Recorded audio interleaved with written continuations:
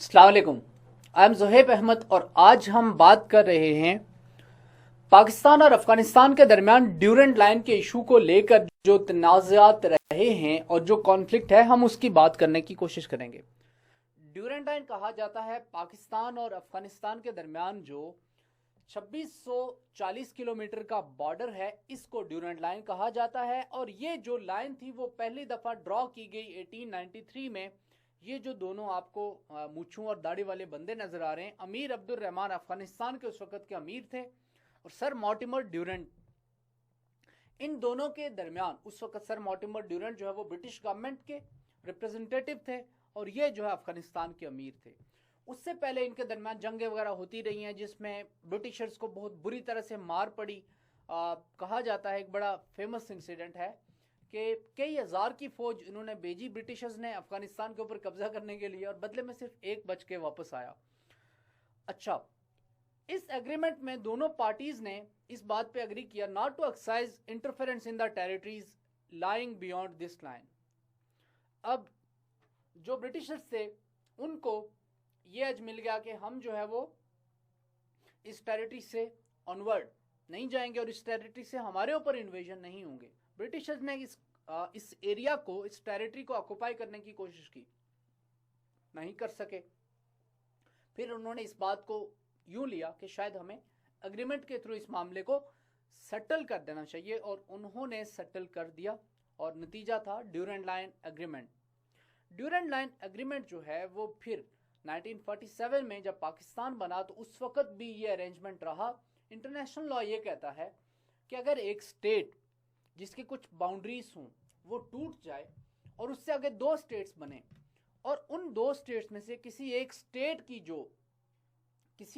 जो बॉर्डर का, उसकी जो बॉर्डर का एग्रीमेंट होगा विद द थर्ड स्टेट, तो वो वैसे ही रहेगा जैसे पेरेंट स्टेट के पास था या जैसे पेरेंट स्टेट के अंडर उसका स्टेटस था, वो वैसे ही रहेगा और न्यू स्टेट के इमर्ज होने से बॉर्डर्स चेंज नहीं होंगे। तो ये इंटरनेशनल लॉ कहता है ड्यूरेंट लाइन के इंटरनेशनल स्टेटस के ऊपर, ड्यूरेंट लाइन के लीगल स्टेटस के ऊपर, under the umbrella of international law. लेकिन ड्यूरेंट लाइन की वजह से जो है वो ट्राइबल्स को भी काफ़ी रिजेंटमेंट रही है। इसको हम देखेंगे डिफरेंट एस्पेक्ट्स में। बुनियादी तौर पे जब पाकिस्तान ने ड्यूरेंट लाइन को रेगुलेट करना शुरू किया अभी रिसेंट ईयर्स में, तो हमने देखा कि उससे पहले ये एक पोरस बॉर्डर था, एक लूज बॉर्डर था। तो दोनों तरफ के ऊपर जो बसने वाले लोग थे, पख्तून जो थे, एक तरफ केपी में या फाटा में भी पख्तून आबाद हैं और बॉर्डर या ड्यूरेंट लाइन के उस पार अफगानिस्तान में भी पख्तून आबाद है। शादियां भी आपस में की हुई हैं। बाज़ ऐसे हैं कि बिजनेस जो है वो पाकिस्तान में करते हैं, रहते वहाँ पे हैं, और ऐसे ही पाकिस्तान में बाज़ पख्तून घर यहाँ पे हैं, बिजनेस जो है वो अफगानिस्तान के शहरों में करते हैं। तो इस बॉर्डर को जब रेगुलेट किया गया या इसको जब फेंस किया गया या इसके ऊपर चेक लगाए गए तो ट्राइबल्स को बड़ा इसकी वजह से मसला हुआ। अफगानिस्तान का क्लेम क्या है? अफगानिस्तान कहता है कि 1947 में पाकिस्तान बना, ब्रिटिशर्स चले गए, तो हमारा जो है वो एग्रीमेंट ब्रिटिशर्स के साथ था, not with Pakistan, so they denounce the treaty. Definitely ये इजियर पार्ट है क्योंकि आपको फिर बलूचिस्तान के ऊपर भी आप क्लेम ले कर सकते हैं और केपी के ऊपर भी, जो कि अफगानिस्तानी या अफगानी करते हैं। और this is one of the reasons के why NDS national directorate of security, Afghan intelligence service जो है उसकी मैं बात कर रहा हूँ, वो पाकिस्तान में इंटरफेयर कर रही है। अफगानियों ने कहा कि हम जो है इस एग्रीमेंट को कैंसिल करते हैं यूनिलैटरली। पाकिस्तान ने कहा नहीं कर सकते। Expiration of agreement after lapse of 100 years, 100 साल के लिए एग्रीमेंट था ये। बट इंटरनेशनल लॉ सेज इस तरह का जो एग्रीमेंट है उसको आप जो है वो यूनिलैटरली ख़त्म नहीं कर सकते। दोनों मिलके अगर कुछ करते हैं तो that's another situation. Free movement across the Durand line होती रही है, अभी जो है वो रेगुलेट हो गई है क्योंकि अभी Pakistan army global war on terror के अंडर जो तहरीक तालिबान पाकिस्तान और इस तरह के जो ऑफशूट्स थे उनकी पाकिस्तान में टेररिज्म से रिलेटेड इंसिडेंट्स के बढ़ने की वजह से पाकिस्तान आर्मी ने ये सोचा, हमारे डिफेंस सेक्टर्स ने ये सोचा, डिफेंस मेकर्स ने ये सोचा हमें ड्यूरेंट लाइन को फेंस कर देना चाहिए। तो अभी जो है वो पाकिस्तान ड्यूरेंट लाइन को वहां पे बाड़ लगा रहा है। अफगानियों का क्लेम है कि हमने ग्रेटर पख्तूनिस्तान जो है वो बनाना है। अब ये जो ग्रेटर पख्तूनिस्तान का नारा है ये पाकिस्तान की इंटेग्रिटी और सालमियत के लिए खतरा है। Afghanistan after the expiration of Durand line 1993। अब अफगानियों को देखें कि अभी ये जो है जो पाकिस्तान है वो ऐसे है, इस तरह से पाकिस्तान है। अभी ये आपको पाकिस्तान जो है वो ऐसे ऐसे पाकिस्तान नजर आ रही है, ये पाकिस्तान अभी एक्चुअली है। अगर आप ड्यूरेंट लाइन को खत्म करते हैं तो फिर ये रह जाता है, ये छोटा सा रह जाता है पाकिस्तान। पेशावर के ऊपर भी उनका क्लेम है और अफगानिस्तान और जो है वो बलूचिस्तान के ऊपर भी उनका क्लेम है। हिस्टोरिकली कभी ये अफगानिस्तान के हिस्ट्री में एम्पायर का पार्ट रहे हैं, but again history is not a good major जिसकी वजह से आप प्रेजेंट को नापें। ऐसे तो फिर हम कहेंगे कि एक वक्त था हिंदुस्तान सारे का सारा हमारा था तो आप हिंदुस्तान हमें दे दें, ऐसा तो नहीं होता।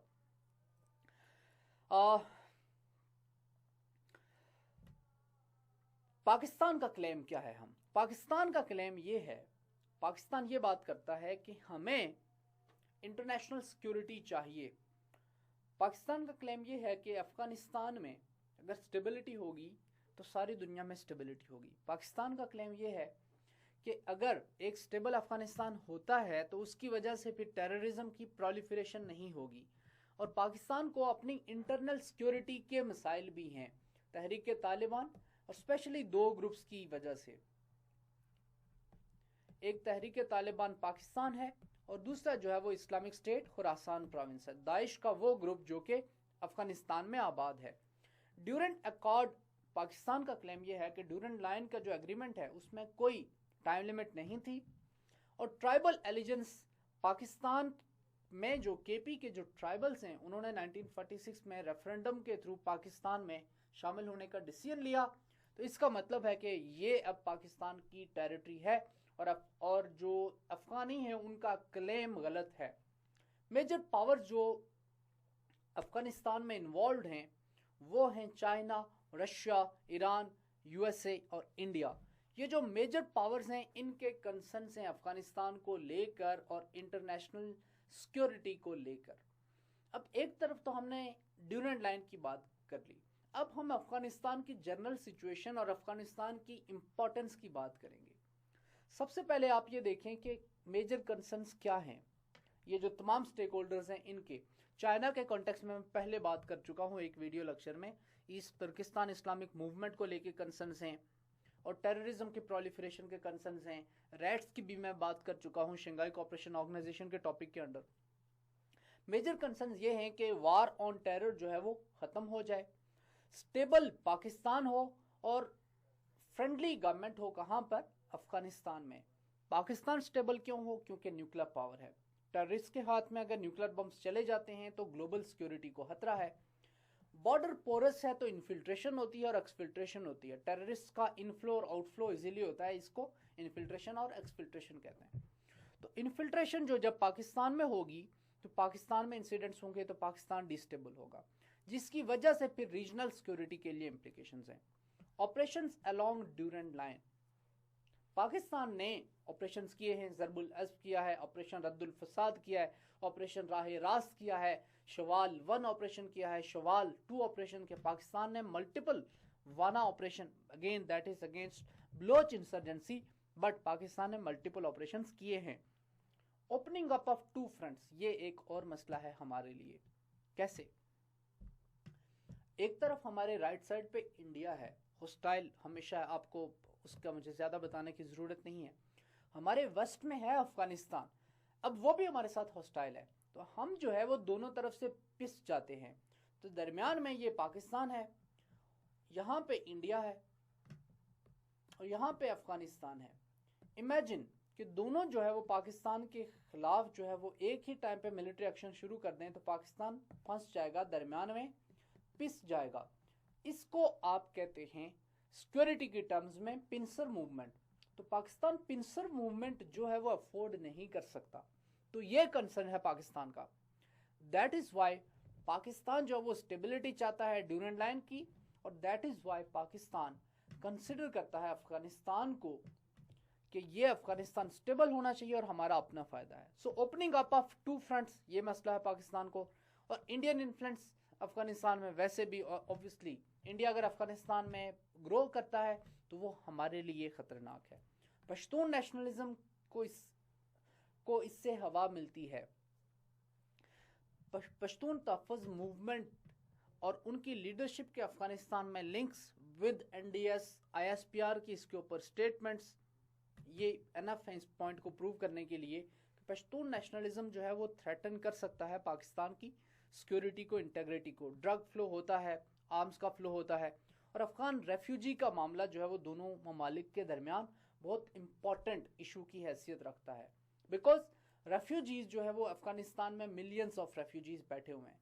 हम ट्राईपार्टिट एग्रीमेंट के तहत UNHCR के मुताबिक उनके जो यहाँ पे स्टे है उसकी एक्सटेंशन बढ़ाते रहते हैं, 6 महीने साल बढ़ा देते हैं, but they can not stand for ever in Pakistan, और रेफ्यूजीज को रिपाट्रिएट करना पड़ेगा। रेफ्यूजीज की यहाँ पे प्रेजेंस की वजह से हमारी सोसाइटी के ऊपर भी इम्पैक्ट्स हो रहे हैं, हमारी इकोनॉमी के ऊपर इम्पैक्ट्स हो रहे हैं, हमारी हेल्थ के ऊपर इम्पैक्ट्स हो रहे हैं, हमारे नेशनल इंडिकेटर्स के ऊपर इम्पैक्ट्स हो रहे हैं।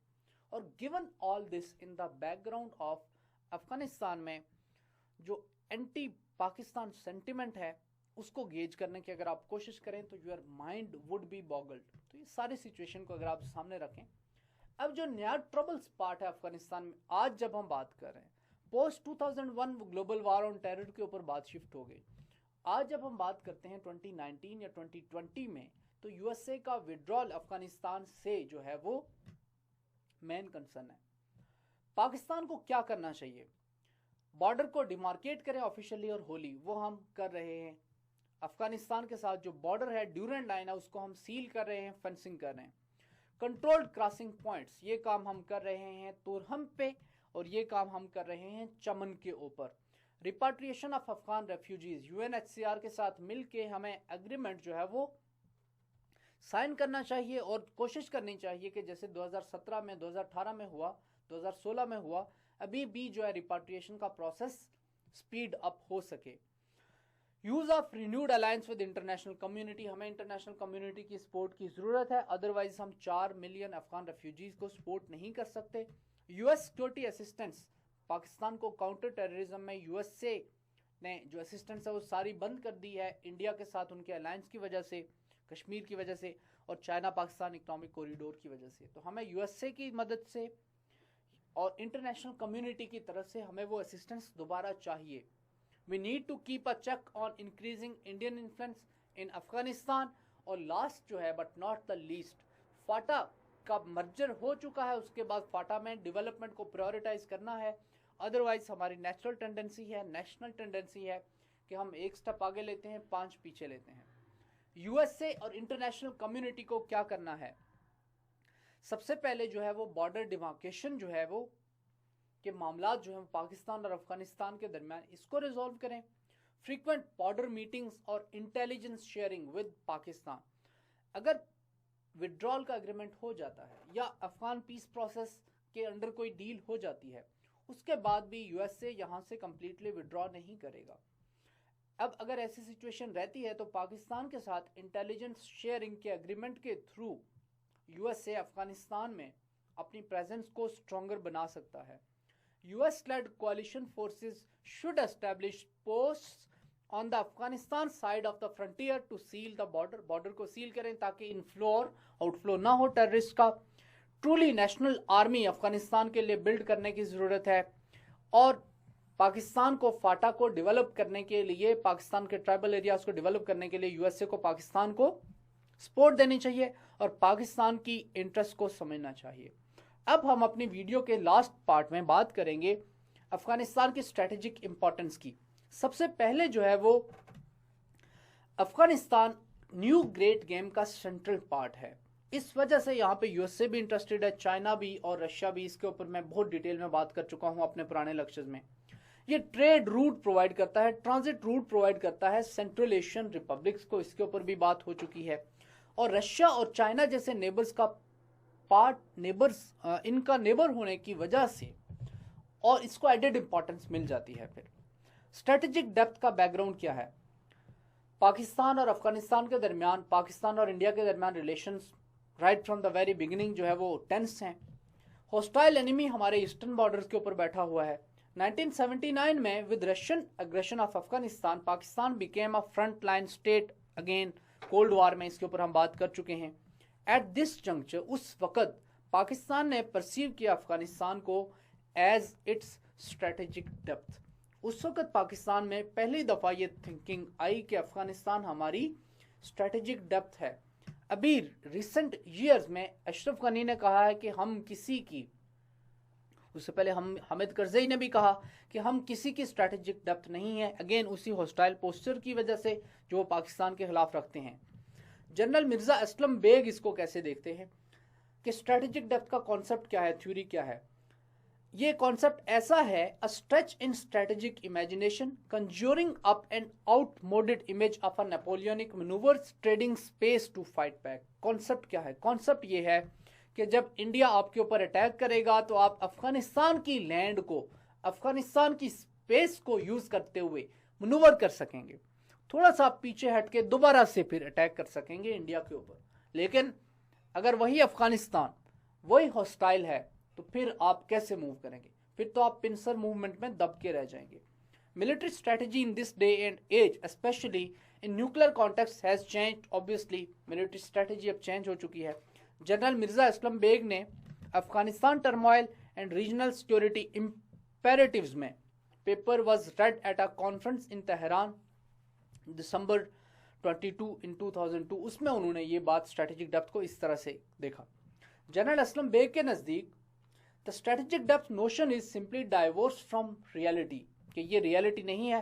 Pakistan lifeline communications lie close and parallel to its border with India, यानी हमारे मेन स्ट्रेटेजिक जो एसेट्स हैं वो इंडिया के साथ बॉर्डर के करीब है। Pakistan will cease to exist if it allows India a deep thrust by India into its territory.